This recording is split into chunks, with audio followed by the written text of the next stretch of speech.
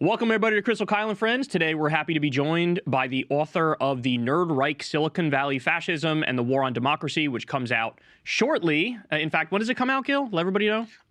August 18th. August 18th. So I don't know about you, but I'm really excited, Krystal. I know you've been talking about it behind the scenes quite a bit. Oh, yeah. Yeah. So, Gil, thanks for joining us, man. We appreciate it. Thank you. All right. So a lot of stuff to talk about. What I first wanted to ask you about is Elon Musk and this SpaceX IPO, and Elon was briefly labeled as the world's first trillionaire. It looks like the stock price is already falling, which I see some people reacting and sort of like laughing at Elon Musk, being like, haha, you're no longer a trillionaire. Look at this. You're already collapsing. But my reaction is more the other end of the spectrum, where I'm looking at this and going, are they already doing the rug pull? Like, is that what's happening here? Are Elon and all of his, tech AI CEO billionaire buddies, his elite buddies, are they all like cashing out immediately? I think there'll definitely be some of that going on, and I would caution people from getting too optimistic about a few days worth of data. If we've seen anything and learned anything about Elon Musk in the past decade or so, it's that he doesn't go away easily. And for some reason, there seem to be a lot of people in our society and in our world who are aligned with his success, who will do everything they can to make sure he gets richer and more powerful and influential. This isn't a bet on a space company. That's just sort of the cover story for this. This is really a bet on Elon Musk's power and his ideas. It's a moral bet on the idea that Elon Musk will be the person to determine the future of the world and of the human race. So there are a lot of crazy people in our midst, and a lot of them have a lot of money. So we have to watch and see what's happening and fight against it, but not get too enthused about the fact that Elon Musk is not appearing to be a trillionaire this week, because he could be a trillionaire again next week, depending on what happens. His fortunes are very tied to the fortunes of other billionaires who also hope to become trillionaires someday and who have a tremendous amount of money and power. What is that world that Elon Musk would create if he has his druthers? What is it that these weird, powerful people are investing in and hoping that Elon Musk will create for them? I think the best way to get a window into Elon Musk's goals, and indeed into Elon Musk's soul, is to look at what's happening to USAID, which he slashed as the head of the so-called Doge program in the first 6 months of the Trump administration, and which experts say that the killing of those USAID programs will lead to millions of deaths, including millions of child deaths. And at a time when we have children starving to death in Africa, people dying of preventable diseases because of these completely unnecessary USAID cuts, Elon Musk becomes a trillionaire. And by the way, when he announced these cuts, he said he was feeding USAID into a wood chipper. Mm-hmm. Then he danced around with a chainsaw. So and as children die, Elon Musk becomes a trillionaire. So that's step one. Elon Musk will do anything, will destroy anything that he doesn't feel is important to his goal. But Elon Musk's stated goal with SpaceX is to make humanity a multiplanetary species, meaning that we'll leave this planet and go find other planets to live on because this planet's no longer good enough or will not be in the future. And that automatically means that a lot of us will not be there for that journey, right? You're not going to take 8.5 billion people and send them to another planet. So it's already a self-selecting group of elites who believe it is their destiny to transcend Earth, to transcend life, that some of them believe they're going to live forever now, and to have a godlike destiny where they merge with AI and become interplanetary beings of machine. So it's a pretty dangerous fantasy, and we're seeing this kind of cult fantasy across some of the wealthiest people in Silicon Valley. Timney Gebru and Emil Torres call this TESCREAL. It's transhumanism, extropianism, singularitarianism, cosmism, rationalism, effective altruism, and long-termism. I think I got them all this time. But it's this interconnected group of crazy beliefs coming out of Silicon Valley that we're on the cusp of becoming more than human with the aid of AI. But it's very much like any cult belief. There's no evidence to back this up. There's no proof that human beings can live for long periods of time and space. We would most likely die there. It would take thousands of years to get to the next habitable planet. So Elon Musk is selling a fantasy, but it's a fantasy of his own power. And what we see from what he does with his power, Elon Musk is an extremely destructive and dangerous force. Why do you think that? So I'm sure you've been following. He's like threatening Ro Khanna with a lawsuit because Congressman Khanna brought up the facts and data that you just did, which is that independent analyses showed that as many as 4.5 children, I believe the number is, could be killed. 4.5 million. Yeah, because of the cuts that Elon perpetrated at USAID. He's been crashing out for days now at this point over this whole thing, calling Ro a robber and a liar and how dare you and this is slanderous and trying to reinvent history, and make it something different than what we all saw unfold during his time at Doge. Why do you think this struck such a nerve with him that it's led to this multi-day crash out and lawsuit threats that I would think he's very unlikely to actually go through with? It hurts because it's true, right? Hundreds of thousands of people have died already. And some of the estimates are it could be higher than 20 million who die because of these cuts. Yep. The 14 million with 4.5 million children is a lower range estimate in a study published by The Lancet. Is it perfect? No, but again, it could be much higher. This is how they calibrate and calculate these numbers. So it hurts because it's true. And, I applaud Congressman Khanna for calling this out. This is something I've been harping on for a while. It's crazy to me that the world's richest man gets to condemn some of the poorest people in the world to death, and nobody says anything about it, and he gets to remain some kind of figure who becomes he's no longer a trillionaire, but Elon Musk is definitely a killionaire, or maybe we should say a genocidaire, because that will be his true legacy. The dead children, the dead poor children whose lives were extinguished by the richest man in the world on his way to becoming a trillionaire, chainsawed out of existence by a man who claims he's concerned about the human birth rate. If we're so concerned about the human birth rate, then why are we killing millions of people in Africa with an unnecessary hit, by the way? Now they're spending billions to bomb Iran. And, so we're not saving any money even. The entire existence of Doge was a lie. But again, it just shows the degree to which not all lives are the same to these people. They're clearly talking about white people having more babies and procreating and becoming multiplanetary. So this is one of the most disturbing things. And so I think people should really take this as a signal from Elon that the truth hurts and we should focus on him, because this is what his legacy should be: the devastation and the death wrought by the U.S. aid cuts. Nada, who was 18 years old in Sudan, who died, and her brother Omer, who died due to the U.S. aid cuts in Sudan, starved to death, children. This is the legacy of the world's richest man. And let's also remember, too, that Elon really started blowing up on Ro Khanna because the other thing he said, on top of bringing up the deaths, is we need to put a 5% wealth tax on him. And that alone, just the tiniest, slightest pushback on these people who want to run the world, and they absolutely melt down, and they start saying, you should be in prison, I'm going to sue you, which he's not afraid to do. He's a very litigious man. He's not afraid to do that. But as you pointed out, maybe he wouldn't in this instance, because discovery comes out and there's no hiding the fact that he was telling the truth and citing an academic study. But I also wanted to ask you about Peter Thiel while we're on this topic, because he couldn't answer Ross Douthat when he asked him, hey, do you want humanity to continue? He sort of stuttered and fumbled and bumbled.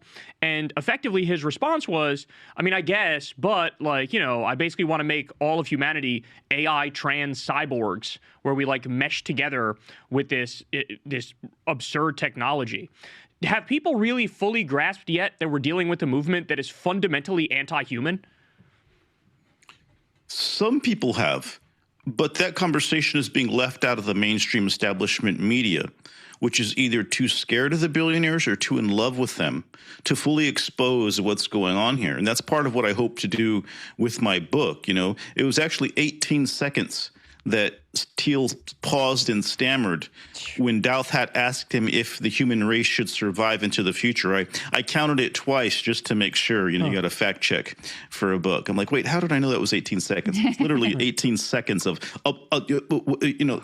it's amazing to me that Teal keeps speaking because he's such a terrible speaker. He didn't used to be. When he was younger, he was a lot more quick and optimistic. And now he's so tongue-tied and unable to articulate his very brutal and strange vision for the future, even though he clearly has a desire to be out there talking about it. But I think people need to realize, especially when you look at the AI fantasies we hear, right, which are going to take all the jobs and, all value of labor will be destroyed because AI will do anything. What happens to us? What happens to the average person, someone who's a working person, working families, when they don't have jobs anymore? Well, the fantasy we hear from people like Sam Altman is that there'll be this universal extreme wealth and it will somehow be shared and distributed with everybody, which, by the way, sounds a lot like Silicon Valley socialism, which, hey, I'm not saying that's a bad thing, but it's a bad thing if the left says it. But if Sam Altman says it, somehow nobody questions that, yes, we should all just get a massive share of the abundance that will be created. But here's the problem, and it connects to what we were just talking about. We already have abundance. We had so much abundance, we were sharing it with the poorest people of the world in Africa, in Asia, and Latin America through USAID, and we killed it. We killed them. And so in 20 or 30 years, if we don't have jobs according to this AI fantasy, and we are no longer productive or valuable or able to afford the basics because there's no economy left for us, there's no money, we will be those people who need the aid. And so in the fate of the people in Africa and Latin America and Asia, the poorest people, we catch a glimpse of our own fate. That will be us they're killing tomorrow, right? So AI is a very anti-human vision. It's about replacing human beings so that a handful of very wealthy men can suck all of the value out of society and the economy in order, I guess, to go to space and become robots who don't die. If you listen to them closely enough, this is the kind of stuff they're talking about now. And I think what we're seeing is that we have a situation where we've learned that extreme wealth creates extreme insanity. And we're not the first people to have this problem. Ask the people in the French Revolution. Even the Greeks were talking about the problem of extreme wealth thousands of years ago. And we're learning the hard way that it is very true that too much wealth creates these creatures devoid of empathy. Remember, before Elon went on this spree, he was made empathy the enemy, right? He said empathy is evil or whatever. Toxic empathy. Toxic, suicidal empathy is their new thing. Well, people without empathy are sociopaths. Right. Yeah. I agree. And I also agree. I've been saying this on my show a lot lately, Krystal, that I think to be a billionaire, you have to have a mental disorder. I think it's like a mental illness to get to that point. Well, because you have to justify why you deserve this. Rampant exploitation. Yeah. Right? And I was thinking, too, I was watching, I don't know if you watch Gary's Economics, but he does really great videos on, he's very focused on wealth taxes. And he was saying basically like, look, there's two possible political responses in this moment. One is to look at the billionaire and now trillionaire class and say, we cannot allow this level of unchecked power. You all are immiserating the entire rest of the population. We need to tax you and rein you in. And the other is to say, no, that's not the problem. The problem is black and brown people and immigrants. And that's obviously the fascist direction of the current regime and also, in league with the Peter Thiels and the Elon Musks of the world. So that racist and eugenic project seems like it becomes inherently central to their ideology. And, again, to take it back to USAID, I think that's what's being expressed through the decision to de facto murder millions of children and others because you don't care whether they live or die. And it's more convenient for you if you have fewer humans that you consider to be unworthy. There's no escaping that fact. I mean, that's why I call my book The Nerd Reich. The similarities to the extreme Silicon Valley thinking and the Nazi thinking are dangerously close. And I would say that, 15, 20 years ago, Curtis Yarvin was writing about dismantling these programs in his obscure little blog that was only read by a small number of people in Silicon Valley, including Peter Thiel and some of his friends. And now here we are seeing the full bloom of it. I mean, when Elon was named head of Doge, he started acting like he was the dictator of the government. Another thing that Curtis Yarvin had fantasized about. This is this fascist guru who is very important to Peter Thiel. And, similarly, when Hitler wrote his book and was in prison, people didn't think that was a serious thing. And then 10, 15 years later, it becomes the regime. And I don't think there's any escaping the fact that this is about power. This is about male power, white male power, wealthy white male power. And in a way, I feel, having written my book, that we're witnessing sort of the Confederacy and the Nazi regime and white South Africa all rise again in a last-ditch effort to win. History, it turns out, is not fully concluded. And we're going to have to fight this again, except this time these guys are the richest people in our society and have captured a tremendous amount of government power. Speaking of Stephen King, we were talking about Stephen King before we got on the show. I mean, this seems like a Stephen King movie where a bunch of the wealthiest people in society turn out to be the biggest enemy of society, working directly against everything our ancestors fought for in World War II and World War I and the Civil War. And I hope that by writing my book, I can help more people become aware of exactly what's happening and break through the establishment media silence, which is providing a tremendous blanket of protection to these guys. It's amazing to me that papers like the New York Times, well, the Washington Post is gone, but won't say exactly what it is that's going on here. But what you have is a cult of billionaires with some very extreme anti-American beliefs that pose a danger to the future of the country, but also to the future of humanity. And we have to start talking about that in great detail and specifics, because once you understand what they believe, everything that's happening makes a lot more sense. And then you can become alarmed enough to take action. Tell everybody what the Dark Enlightenment is, what Reich, Retire All Government Employees is, and how this guy, Curtis Yarvin, is one of the ideological godfathers of this tech fascist billionaire project. Well, Curtis Yarvin was a San Francisco computer programmer who started writing an obscure blog in the early 2000s. He literally wrote in his first post, "I'm going to create a new ideology here in my garage." So borrowing that Silicon Valley framework of creating a new thing in your garage. And what he basically did, and I should say, by the way, that that Curtis Yarvin is someone who spent a lot of time dropping large amounts of acid in very bad situations that no one should ever drop acid in, like sitting in his closet all alone in the dark, or in movie theaters watching Face Off with John Woo, or Das Boot, the director's cut. So this is a guy who is heavily influenced by psychedelic abuse. And what he does is he creates his own fantasy version of fascism over a period of years. And this started gaining traction in Silicon Valley. And some of his earliest ideas were this idea to retire all government employees, that basically some dictator-like politician in the future should get elected and then use their power to completely destroy the Constitution and basically become a dictator, starting by purging the federal government of any pesky workers who believe in things like rules, laws, or democracy, or won't answer to the dictator. He also believed that instead of having the president be the boss, the president should appoint a CEO to oversee the government. And that way they could kind of be the heat shield and do things that the president wouldn't be able to do. And that's very much what we saw enacted through Doge.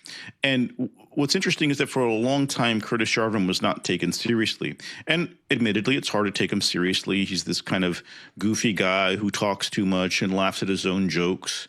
Kind of a cackling nerd goon. But people like Peter Thiel took him seriously. People like Mark Andreessen took him seriously.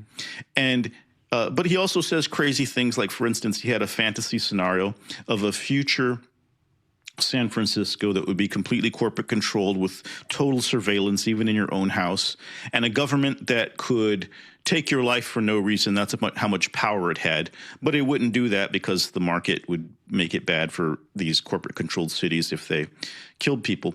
But he suggested somewhat jokingly running the city's bus system off of biodiesel made out of the poorest residents, basically people who couldn't really afford to live in the city. He called this a humane alternative to genocide.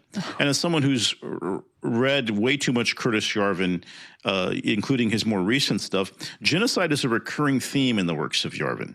In fact, when Elon Musk was in charge of Doge and purging federal governments, the federal government of workers, Yarvin described it as bodies in pits around Maryland and Virginia, and nobody can smell the rotting smell, and no one's complaining too much. So he injects this sort of genocidal idea into a lot of his ideas, into a lot of his works. And an important thing to know about Yarvin is he had this idea for something called patchworks, that instead of having the country we have now, we should have a territory that's basically made up of different fiefdoms controlled by corporation, patchworks, break the country up into these smaller corporate-controlled territories where the corporation would exercise total power. And this guy named Balaji Srinivasan, who's the former chief technology officer of Coinbase, takes this idea and creates this new idea called something called the network state. And the network state is basically Yarvin's patchwork idea. And the network state is trying to build these weird tech cities all over the world, in California, in Honduras. There's this idea to build one in Greenland or you name it. And there are all these venture capitalists funding these projects, including Thiel, Andreessen, Sam Altman, you name it. So this crazy idea to create these new patchwork corporate-controlled territories becomes this other idea called the network state. I think Srinivasan was trying to get away from all the genocide weirdness of Yarvin and put a new face on the underlying idea. But now you've got venture capitalists putting, billions of dollars into these ideas. So that's how it works in Silicon Valley. Crazy ideas spread by weirdos are taken seriously by very weirdo billionaires, and then they become our reality. And they call this hyperstition, the ability to imagine something and make it happen. Other people like the woo-woo, yoga essential oils might call it manifestation. So the billionaires manifest these ideas. And again, they would not have this power if they didn't have so much money. And I think the root of our problem is that we can have billionaires or we can have democracy. We cannot have both, because these guys have gone totally off the edge.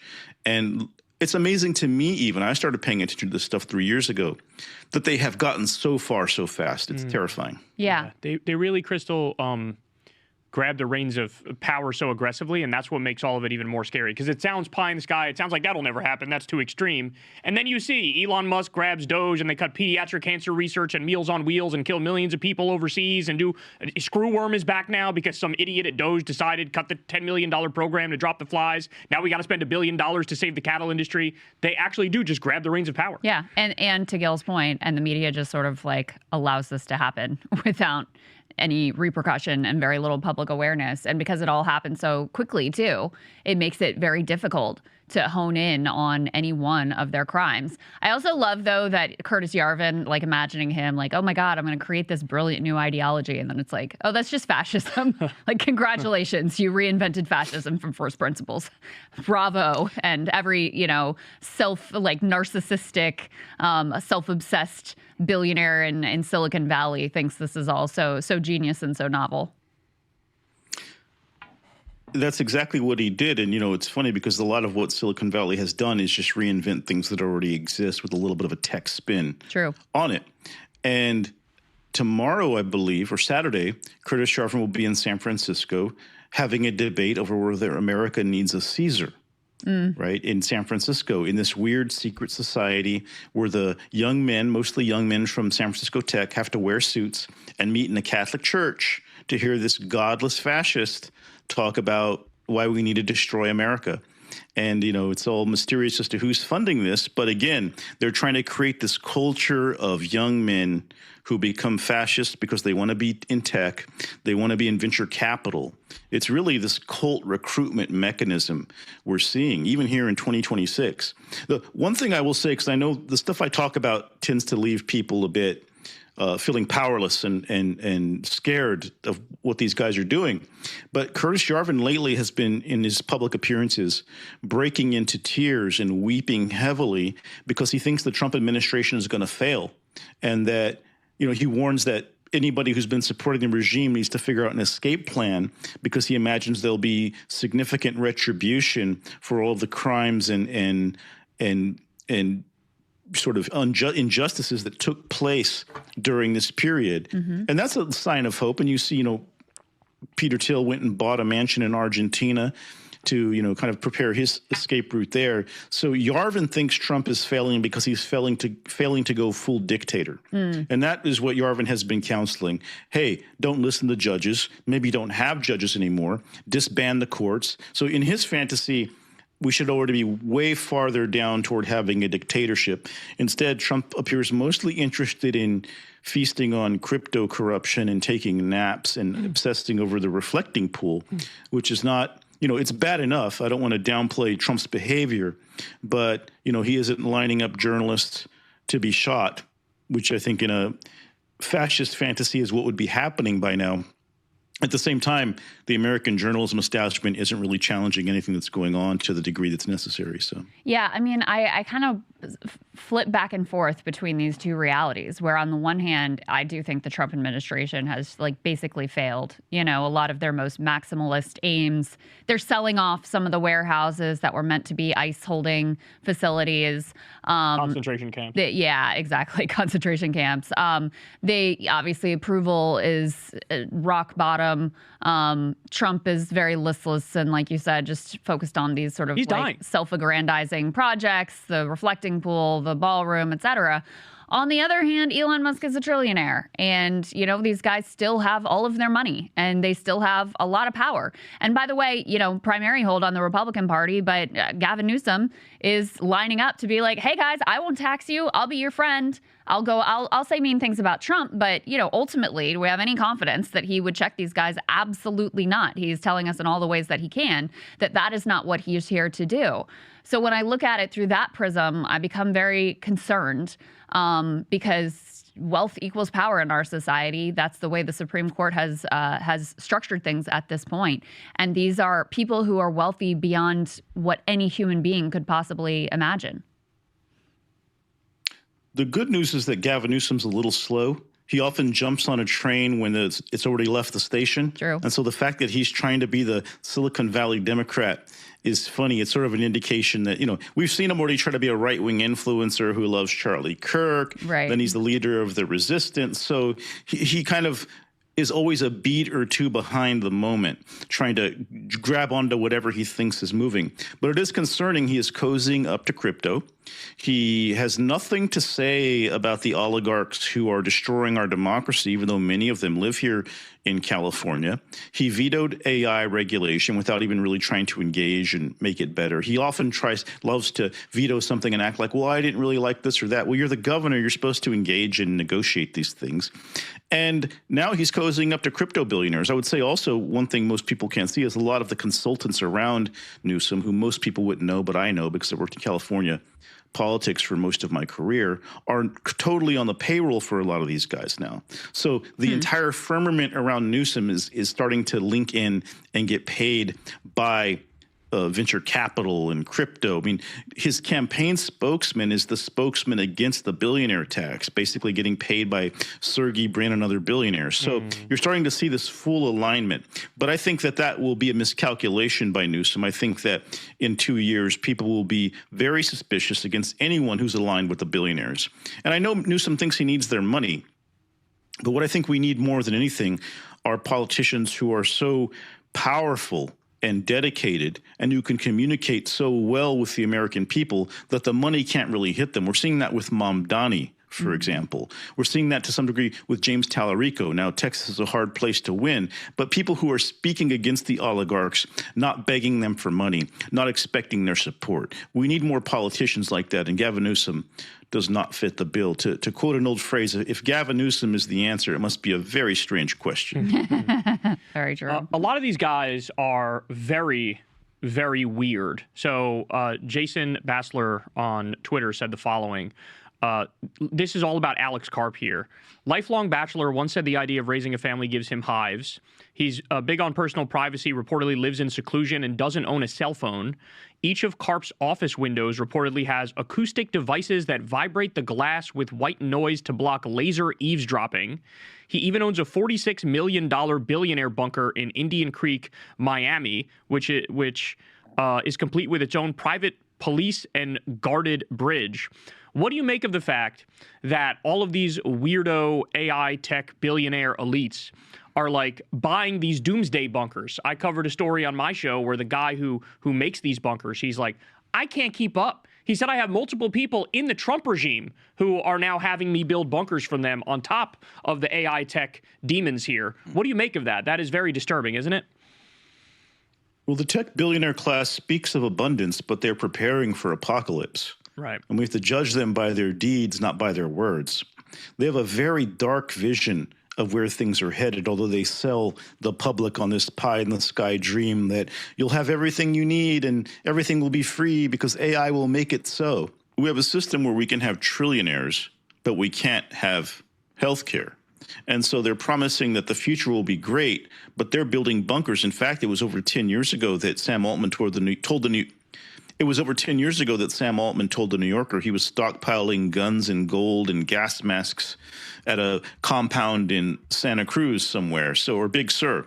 So they have this idea that everything's going to collapse, and it seems to be that their goal is to get as much as they can and then exit the situation into their bunkers. And that brings us back to the whole network state idea, this idea that the wealthy elite individuals in the world need to create new cities or new compounds in foreign countries where they can go and hide after everything collapses. And part of this traces back to a 1997 book called The Sovereign Individual, which is very popular with Epstein class types in Silicon Valley. And this book predicted that in the 21st century, new technologies would undermine nation states, collapse democracies, and lead to this violent upheaval. And that wealthy elites, the book calls them cognitive elites, a term taken from eugenics, would then become sovereign individuals if they play their cards right and be able to travel the world with multiple passports, loyal to no particular nation, and sort of shopping for whatever jurisdiction gives them the best tax breaks or lack of regulations, etc.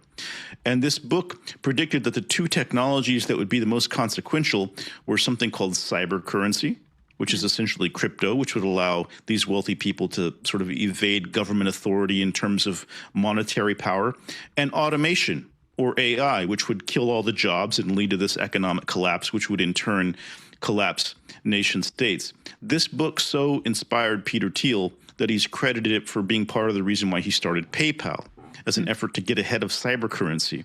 And so a lot of other people in Silicon Valley have read this book largely because of Peter Thiel. In fact, there was a new reissue of the book in 2020, and Peter Thiel wrote the foreword to it. So it's important to understand that it's not happenstance that the billionaires are planning for apocalypse. This is something they've been thinking about for a long time. This is something they truly believe. In fact, at the height of his power, with his deputies all through government, with his companies raking in billions of dollars in government contracts, Peter Thiel is now traveling the world preaching about the Antichrist, which is interesting because his number one protege, J.D. Vance, is now in the White House and just wrote a book about religion. And J.D. Vance largely became Catholic because of Peter Thiel, who's not a Catholic, by the way. So apocalypse, doom fantasies have become the cult fever in Silicon Valley. And that's why I say it's impossible to explain what's happening to our country and our world right now without talking to these guys, about these guys. Trying to explain what's happening to our country without talking about tech fascism is like trying to explain 9/11 without talking about Al-Qaeda. There is a dedicated cult of individuals who believe they have a divine and destined purpose, and that involves the collapse of this country. And I think Americans need to understand that because it's very dangerous, and it's only dangerous because they have so much money. How is Teal feeling, do you think, at this point about his protege, J.D. Vance, and the bet he placed on him? Because on the one hand, obviously, he's vice president. He's out there running around selling the Iran MOU, thinking this is going to be his ticket back to, some sort of political relevance and potential, future as president of the United States. And so Teal's bet, in a lot of ways, it looks like it is coming close to paying off. He is one heartbeat away from the presidency. On the other hand, he is decamping, apparently, to Argentina and looking for his exit, as you say. So how is he thinking about J.D. Vance, thinking about the Trump administration, thinking about how all this is going? Teal is weird because he always seems to be on both sides of everything. Yeah. He says one thing, but then he says the opposite. He starts a group like Dialogue, this secret society that was just uncovered, but then he claims he has nothing to do with it and it's not his. And so I think he's of two minds. He's always hedging his bets. I think of the phrase crazy like a fox. He's always darting to and fro, doing things, pretending he didn't do them. He's not interested in them. So it must be pretty tough to see his protege get so close to power and yet be so unpopular. J.D. Vance is a really unpopular vice president. I think he's the most unpopular vice president at this point in the term than any other president since these polling statistics have been in existence. Wow. But he's definitely making his move now to try to break away and get attention separate from Trump, while Trump takes pot shots at him. He's sent J.D. out there to negotiate on Iran, but he's constantly undermining him as well, on social media. So I think Trump doesn't really like J.D. Vance and doesn't really trust J.D. Vance because he knows that J.D. Vance works for the billionaires. And I think that was part of a deal Trump made in order to get all that tech billionaire money behind his campaign. And don't forget how much money the crypto industry is pouring into the Trump family, billions of dollars. Trump became a crypto billionaire the day he returned to office. The corruption we're seeing here is the true innovation of Silicon Valley. The true purpose of crypto in the 21st century is to buy political power in order to control the entire political board. It's the scale of the corruption is almost words don't suffice to explain it. I think it'll take prosecutions to do the explaining there. So I think that Teal is both elated on one hand because his dark vision has gotten so far all the way to the White House. We've got crypto and AI becoming the biggest players in politics. His prophecy is on track. At the same time, it's wobbly, and it's not clear it's going to work out. And so I do think he's hedging his bets and looking to places like Argentina that will be easier to corrupt. Balaji Srinivasan, the network state guy, who's also a protege of Teal, has been saying it's a mistake to try to do this in the United States because we're too large of a country. There's too many people. The risks are too great. He prefers going to other countries that are weaker and building there because there's less of a threat of all of us suddenly waking up and realizing what the billionaires have done to us and getting very angry and hungry for the retribution that Curtis Yarvin fears. So I think that Teal is a very unsettled individual at this point in time. And I think he must be a bit nervous about what's happening. At the same time, he is sort of celebrating by giving all these Antichrist talks. He really feels that he has some kind of religious prophetic role to play in society. And apparently there's no one around him to tell him that that's a very bad idea. I think it's creeping people out more than anything. Yeah, no doubt about it. We interviewed Ashley St. Clair, the mother of one of Elon's children. She was a right-wing influencer, had a falling out with him in the MAGA movement, and she's been sort of going around spilling a lot of tea. She claims, and she, showed text messages between her and Elon leading up to the election where, it sounds very much like he was indicating that he was using some of his Starlink satellites to rig the election results. Do you put any stock in that? Do you think that's theoretically a possibility? I haven't seen any evidence that that's possible, right? I don't doubt that he would say things like that. Do you remember that phase where he was like jumping up and down on the stage with Trump, almost in a state of deranged religious ecstasy? Yes. But, I've had a lot of my readers ask me about that, but I have seen no evidence anywhere that that's even possible for him to do. And so until that kind of evidence comes to light, it's very hard for me to put any stock in it. I think the things I do know that I can prove are crazy enough. If they could just steal the election, they wouldn't need to be spending so much money. And, at the same time, they accuse Democrats of being able to steal elections. But if Democrats were capable of stealing elections, they would certainly have stolen the 2024 election and not only the 2020 election, which would be a dumb thing to do. So, I need to see evidence of these things before I go there. The other thing I wonder is if that's not an effort for him to convince Trump that he did steal the election on his behalf, because that would give him some power over Trump and that help was just him. a private conversation, though. Yeah, so but he had no way of knowing Trump would see that. That's true, but Trump has also said something that I don't remember specifically that seemed to indicate that he, thought that Elon may have that sort of capability. So that's the other thing that I was curious about it, because that would give him some leverage over Trump so that he had more free reign over the federal government. Joe Rogan said on his show, without Elon there, that Elon, the night of the election, knew hours before the actual results came in and hours before we had an inkling of how it went. He shut his laptop at a party and said, "It's over, we won," and he walked out. Then, of course, people point to the clip. Said something similar, yeah. Then people point to the clip of Elon with his very young son at the time on Tucker Carlson's podcast, and the son talks about how we're going to win and they'll never know. It's our secret. Very bizarre things around it, but granted, it's all circumstantial. Gil, I wanted to ask you, do you think people are waking up to the truth of class politics now, between the Epstein files being released and people seeing how depraved these elites are, between Elon Musk becoming a trillionaire and also outing himself on a daily basis as being deeply, deeply unintelligent, to say the very least, and all these other tech CEOs outing themselves as insane while everybody else can't pay the bills, gas prices are skyrocketing, unemployment is skyrocketing, grocery prices are skyrocketing, people are losing their health care? Have people now woken up to who the real enemy is and realize that the right-wing narrative of blaming trans people and blaming immigrants and blaming minorities is just basically divide and conquer?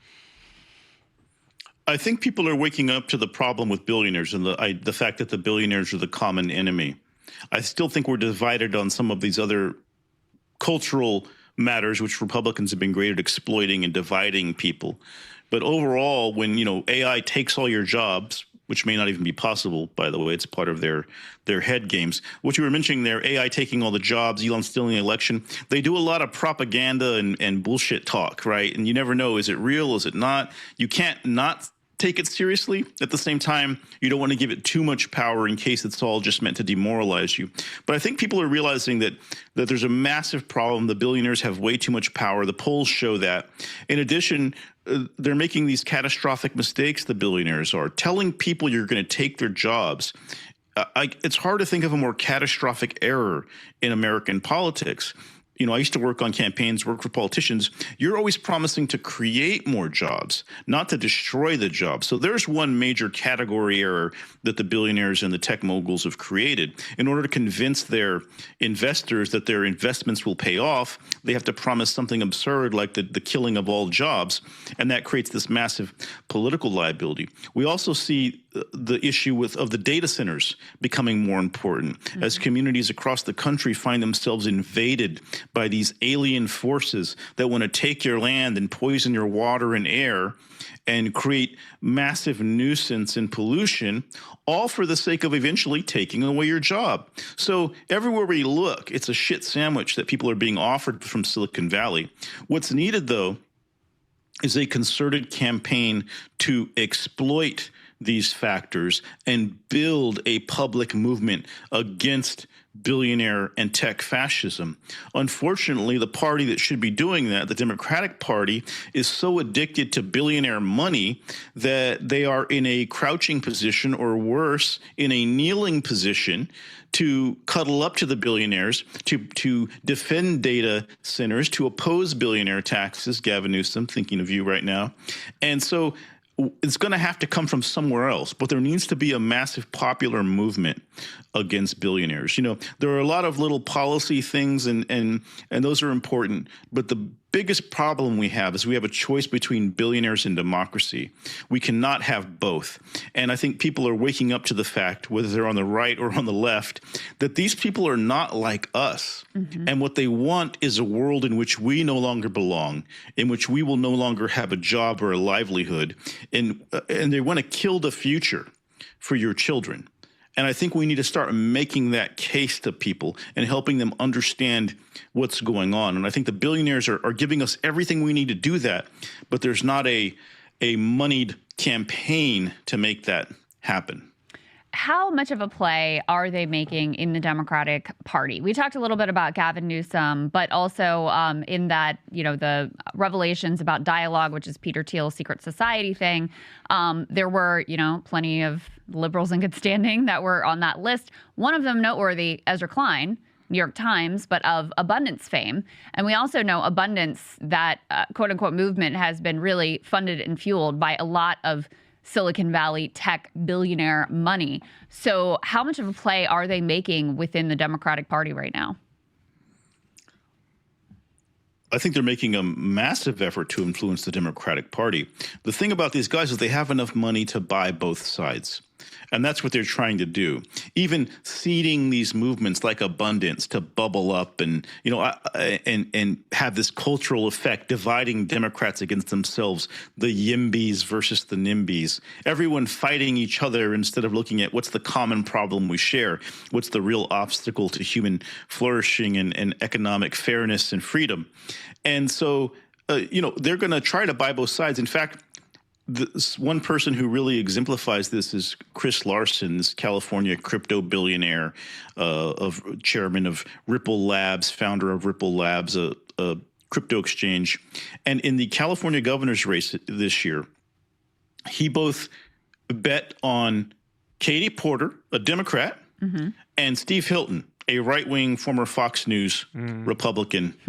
And he bet both sides. And of course, the good thing is that he makes the worst picks. And so they both didn't make it into the final. But I'm sure he's going to write a big check now to Javier Becerra, who probably has a 99% chance of winning the governor's race. Yeah. And Chris Larson has also said he's going to completely back Gavin Newsom in 2028. Now, keep in mind, Ripple Labs has also put millions of dollars into the Trump inauguration, into the Epstein ballroom at the White House, you name it. So what you see is that they would prefer to have Republicans, I think, most of them. But a few of them also are pouring money into Democratic politics because they are going to win either way. With the Republicans, you can do it much faster without having to pretend to care about people. But on the Democratic side, you can get Democrats to talk about how we don't need regulations because the billionaires are going to create so much abundance for all of us. And if we can just get in line and let Mr. Andreessen do what he wants, everything will be okay. And so I think that's the biggest danger. In my book, in my conclusion, I say that my biggest fear is that it'll be the Democratic Party that sells us down the river with these billionaires, that they'll be seduced by the money and tell people a fairy tale about how everything's going to be okay if we just go along with what they want. And of course, the dumbest thing about the whole abundance movement is that we already have abundance. It's just not rationally distributed in a moral and just way through society. We have billionaires who want to become trillionaires, and we still can't have health care. So that's the situation that we're in. And I think, the Democrats are really dumb about this. Some are just craven and greedy about it.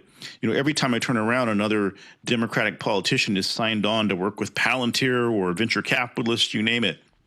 Everyone's just cashing out. In fact, last week it was reported that the son of Kirsten Gillibrand, Senator Gillibrand, who just graduated from Stanford last week, now has a $30 million investment that values his new weird exchange company at $300 million.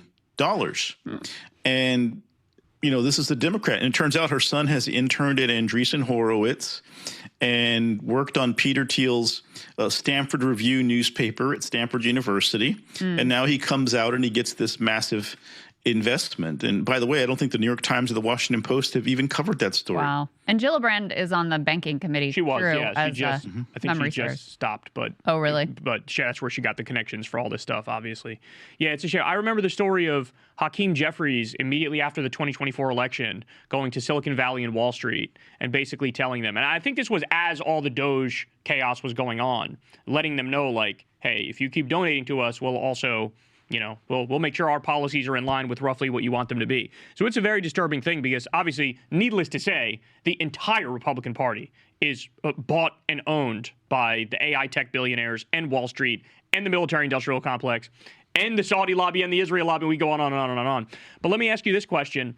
Are you surprised, Gil, by how white supremacy is now at the core of the billionaires' philosophy? Because it wasn't long ago under Obama when they all pretended to be egalitarian. And then now you go to Elon Musk's Twitter feed on a random Tuesday and you're like, holy cow, this guy is goose stepping and zig heiling all over the place. It's not that much of a surprise. I think there was a period where Silicon Valley pretended to be some more liberal place because that's what served its interests. Right. Obama did a lot for Silicon Valley and the tech industry, and they still hate him. And I think we all know why. But it's, by the way, I can't go on Twitter and look at Elon's feed because I got banned permanently from Twitter in April for tweeting about fascism. So so much for free speech.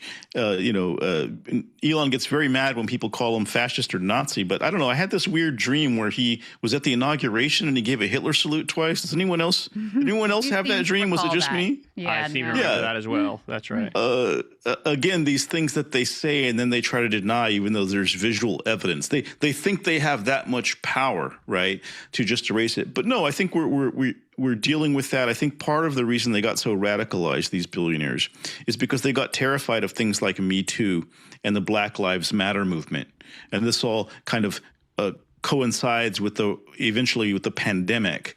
And I think they got freaked out, radicalized. Probably there were a lot of drugs involved. We certainly know that with some of the people we've been talking about.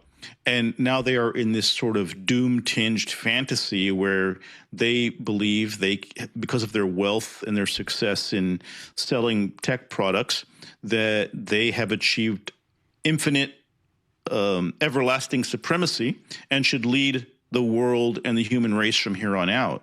And again, that's why I call it a cult. It's like a dangerous religious cult. In many ways, it is starting to resemble a religion in terms of having these ridiculous beliefs and this intention to act upon them. So, yeah, I think that, but I think it's not just one supremacy. George Lakoff, who I've done a lot of work with, has described the right-wing system as a series of hierarchies, right? It's men over women. It's man over nature. It's white over everybody else. It's West over every other part of the world. It's Christianity over all other religions. It's, the strong and disciplined above the weak and the poor.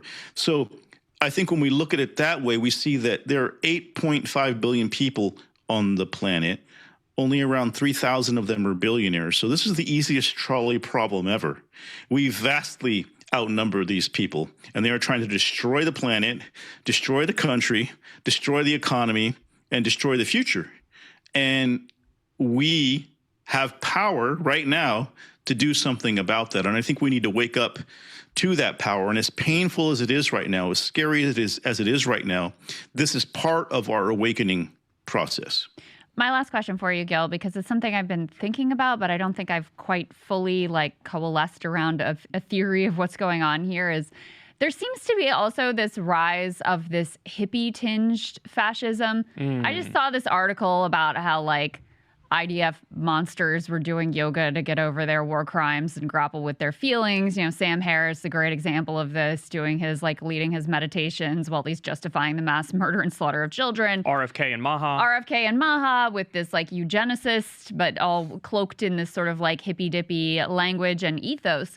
And part of the reason why I think a lot of people felt and it seemed this way under Obama, Silicon Valley, it'll be sort of progressive-ish, is because obviously California was the epicenter of the hippie countercultural movement. So how do these two things, how do they end up going together in this manner? That's a very good question, and it's something I deal with in the early part of my book that other writers before me had tried to explain. It was called The Californian Ideology by two English academics in 1995. And part of it, to cut to the heart of it, is the anti-establishment, anti-government attitude of the hippies, which was very valid because they were against the war, they were against oppression, they were against a violent, vicious Nixon government, they were against the war in Vietnam. Those ethics, that idea melds with into this sort of Silicon Valley libertarian idea. So the anti-government part stays, but the good hippie share everything part does not. And, in 1996, John Perry Barlow, who had been a songwriter for the Grateful Dead, issued this sort of declaration of the independence of cyberspace. And a lot of these sort of counterculture inflected Silicon Valley types thought that the internet would provide this escape, this new freedom from government authority. In fact, the early cypherpunks who really created the idea of crypto saw it as a way to escape authoritarian government power.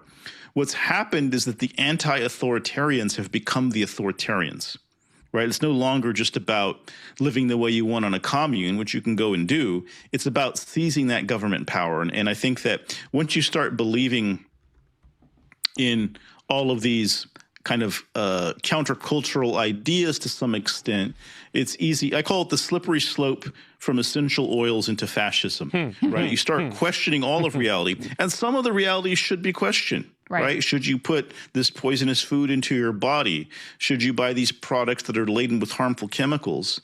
But taken to its extreme, you're not vaccinating your kids and we have a measles outbreak.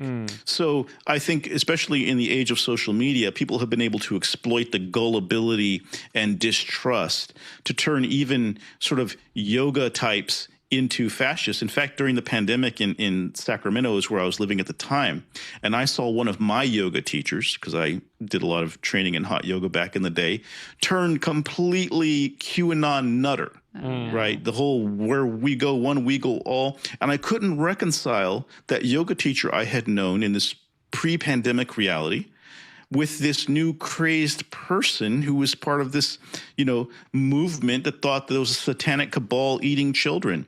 And so I think when you're out there, and especially in these algorithms that are meant to radicalize us and enrage us, it's easy for someone who is open to all kinds of different woo-woo beliefs to fall into some pretty deep rabbit holes. I think yoga is a great form of exercise. I don't think it's taking me to a different spiritual plane, but as we all know in some of these classes, there's all this sort of religious, culturally appropriated gobbledygook that goes along with it. And actually, there's a book that came out last year called Fascist Yoga that gets into a lot of the this stuff. If anybody runs across that and wants deeper knowledge, that's right up your alley. It's piquing my interest lately. So thank you for that recommendation. I always felt, Krystal, like the belief in junk science makes these people anti-empiricist. And anti-empiricism typically leads to fascism because under fascism, the narrative always overrides the objective truth. And, when you think of these people, you think of people going from anti-big pharma because they price gouge, then they go further with it and they just become anti-all modern medicine, right? It always goes it always misfires and goes a couple steps too far into insanity. Yeah, but then somehow they have no skepticism of whatever snake oil, Alex Jones is selling them or whatever. RFK, saying nicotine is good for you and taking fucking peptides that makes his skin darker and all that shit. Yeah.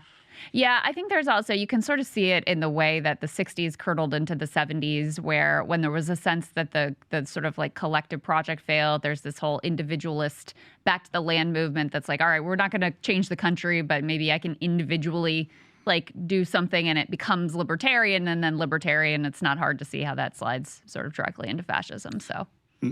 And we can't forget the role of psychedelics in some of this. The tech billionaires have become very interested in controlling the psychedelic market. Things like MDMA and shrooms. And, I largely associate those with the hippy dippy good stuff. I know people who think that psychedelics make people better. But let's not forget Charles Manson took psychedelics too, and he created a cult.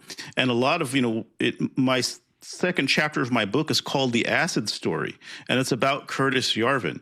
And so there's a lot of ways in which things we think are good or hippie or not harmful can be misused by people toward evil ends. And so keep an eye on what's happening in psychedelics as these billionaires try to control the molecules, which they see as being able to control the brain chemistry of people. As everything collapses around them, they'll be more controllable. Of course, Aldous Huxley wrote a book called Brave New World that talked about all this a long time ago. So once again, Silicon Valley not inventing something new, just trying to capitalize on collapse.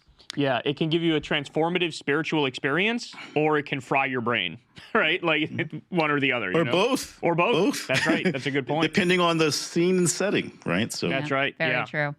Gil, tell people where they can find your work now and remind us again when the book comes out. The book comes out on August 18th. It's The Nerd Reich, Silicon Valley Fascism, and the War on Democracy. Available anywhere you get your books. I recommend Bookshop to support independent bookstores. But today, on the 26th, there's a 25% discount on pre-orders at Barnes & Noble. So nice. It's a one-day deal. Does that go through to tomorrow? Because this drops tomorrow. I think he's saying it's today. tomorrow. Yeah. All right, The 26th, good. Just making right? sure. Just making sure. So yeah, the 26th, and the code is pre-order 25. So okay, Gil, you're awesome, man. That was a phenomenal conversation. Always enlightening to go back and forth with you. We appreciate you joining us, man. Thank you. Thank you.